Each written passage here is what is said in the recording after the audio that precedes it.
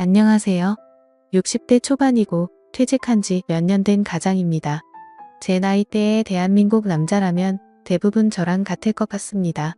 젊었을 때는 돈 버느라고 세월 가는지 모르고 앞만 보면 살다 보면 어느새 머리는 희끗해지고 주름만 깊어지는 아저씨가 되어버리지요.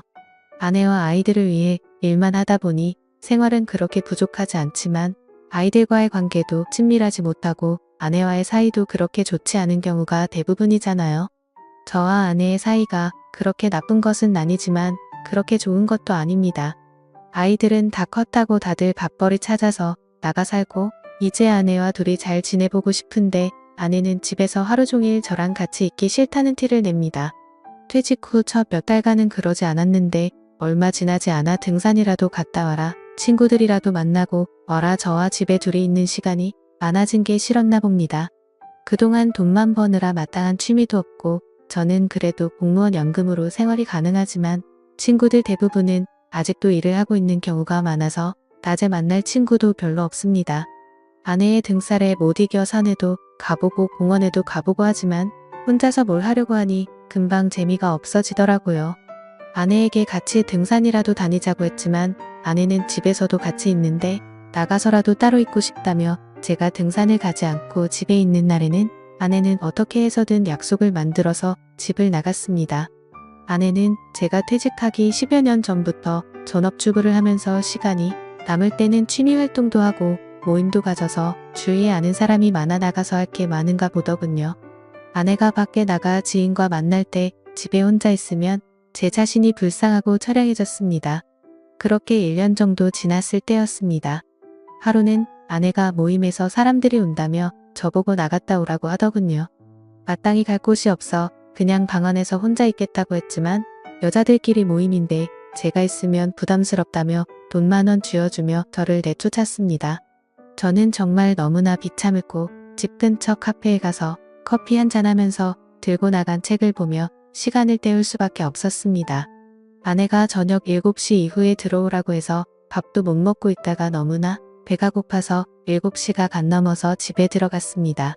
손님들이 다 간 줄 알았는데 아직 안 간 손님이 있었고 아내는 왜 연락도 없이 들어왔느냐며 저를 긁어보았습니다. 아직 안 간 손님은 긴 생머리에 단아하게 생긴 40대 정도의 여성이었고 옷가짐이나 하는 행동이 되게 여성스러워 보였습니다. 가벼운 인사를 하고 저는 배가 너무 고파서 주방에 가서 라면을 끓이기 시작했습니다. 아내는 손님 있는데 라면을 끓이냐면서 저를 나무랐고 저도 그때 서러움이 폭발해서 밥을 차려주지 못할 망정 이 시간까지 밥도 못 먹고 밖에 있다 들어온 남편에게 그게 할 얘기냐고 화를 냈습니다. 우리가 싸우는 소리를 듣자 그녀는 당황해하며 황급히 자리에서 일어났고 아내의 잔소리를 들으며 저는 라면을 먹을 수밖에 없었습니다. 그날 이후로 그냥 아내를 꼴도 보기 싫어서 알아서 밥을 차려 먹고 그냥 집 밖을 하염없이 돌아다녔습니다. 할 것도 없고 갈 곳도 없었지만 아내랑 계속 있으니 아내도 저도 너무나 스트레스를 받았기 때문에 어쩔 수 없었습니다. 그렇게 몇 주가 흘렀을 때였습니다. 그날도 혼자 걷다가 공원 벤치에 앉아서 멍하니 하늘만 쳐다보고 있었습니다. 그동안 가정을 위해서 열심히 살았는데 퇴직을 하고 나니 찬밥 신세가 된 제 모습이 처량했습니다.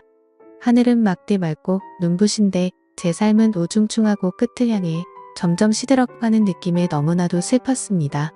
계속 그렇게 앉아있다가는 더 우울해질 것 같아서 벤치에서 일어나려 하는데 저 멀리서 단아한 여성이 걸어오는 것이 보였습니다.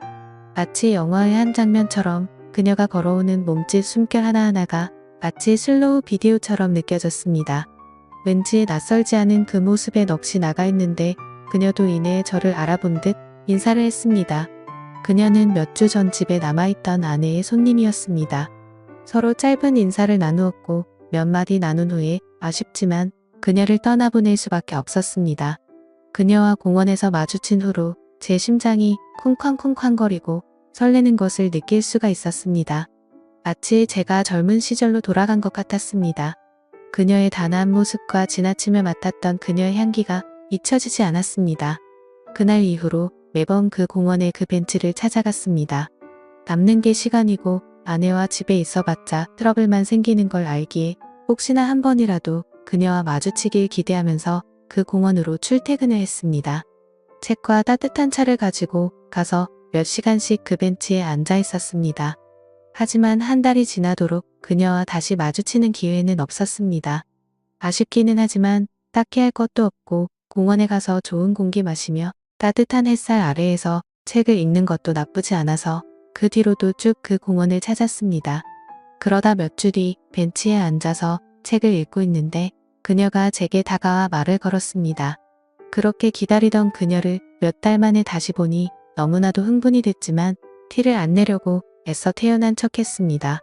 그녀는 가볍게 인사를 나눈 뒤 그날은 시간이 좀 있는지 제 옆자리에 앉았고 제가 읽던 책에 대해서 물어보았습니다. 그녀도 소설책 읽는 걸 좋아한다고 했습니다.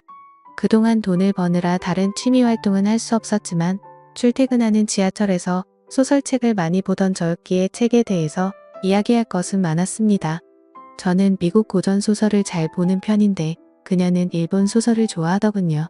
서로의 관심책에 대해서 이야기를 하다 보니 시간 가는 줄도 모르고 몇 시간을 이야기했던 것 같았습니다.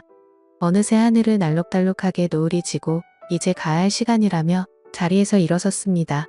저는 아쉬움을 뒤로한 채 그녀를 보내줬습니다. 그 다음 날도 그 다다음 날도 벤치에 앉아서 책을 봤지만 그녀를 볼 수 없었습니다. 집 앞에 중고서점이 있는데 방문을 했습니다.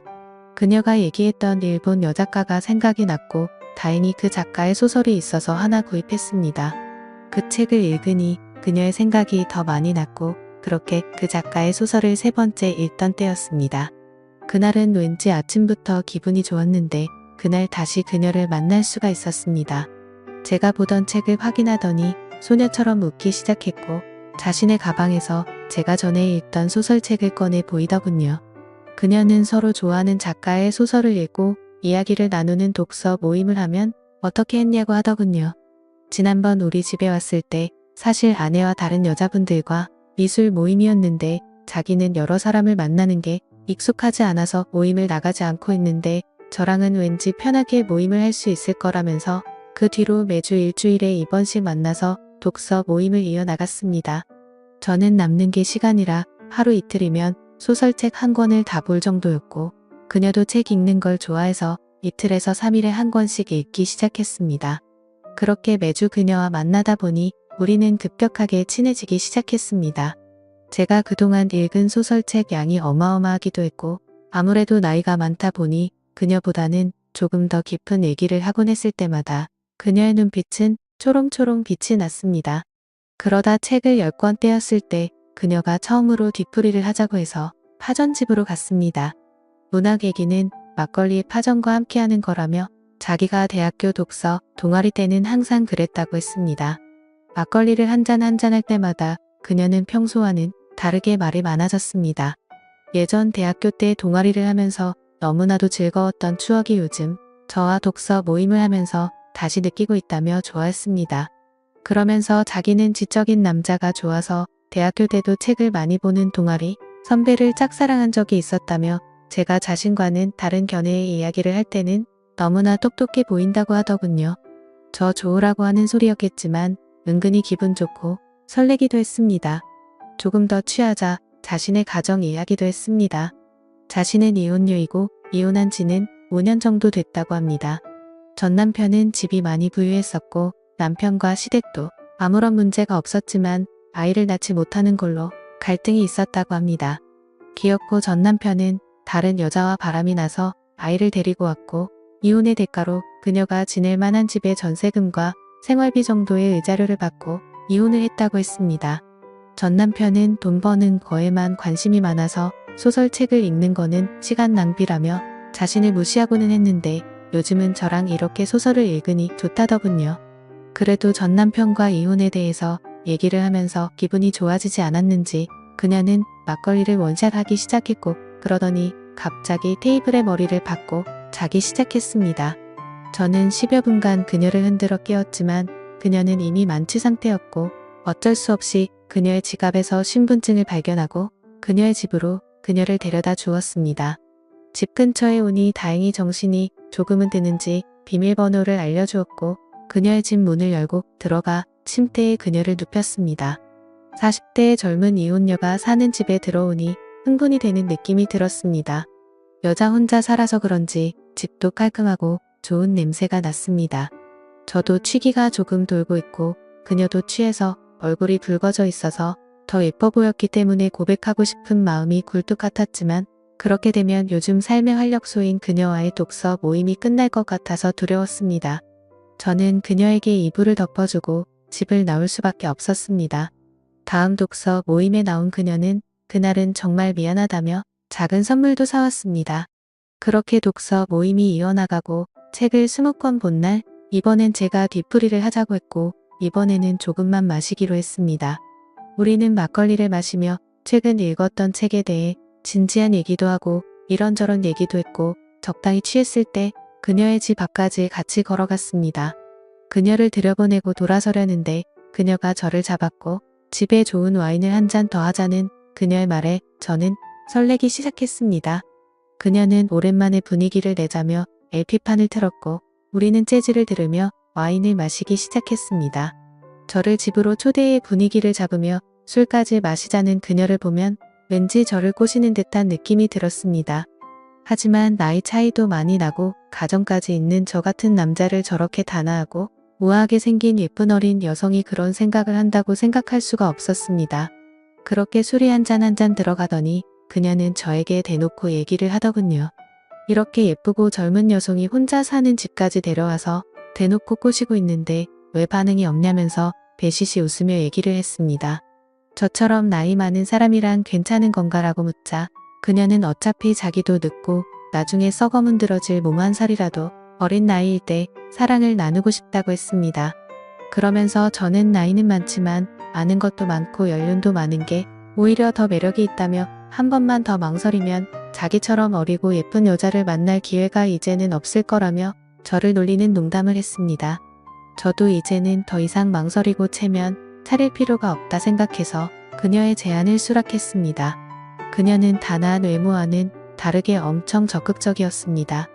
솔직히 나이가 들어서 심장이 두근거릴 거라고는 생각조차 못했는데 그날 이후로 정말 엄청나게 심장이 두근거리더라고요. 사실 젊은 사람들에 비해서 체력이 많이 부족해진 탓에 그녀가 실망할까봐 걱정도 했지만 그녀는 오히려 저를 위로해줬습니다. 그런 그녀를 바라보고 있으면 너무나도 사랑스럽습니다. 젊은 그녀와 연애를 하다 보니 매일매일이 즐겁고 활기찹니다. 퇴직 후 사회에서 소외되었다는 우울함과 퇴직 후 아내의 잔소리와 무시로 인해서 위축됐던 제 삶과 몸이 그녀와 사랑을 나누면서 제 삶도 행복도 너무나 커지고 있습니다. 제 또래의 위축된 많은 대한민국의 퇴직남들이 저처럼 좋은 기회에 다시 사랑을 하며 행복한 생활을 할 수 있는 제2의 인생이 꼭 있기를 바라겠습니다. 지금까지 제 사연을 들어주셔서 감사드립니다. 구독과 좋아요 부탁드려요. 감사합니다.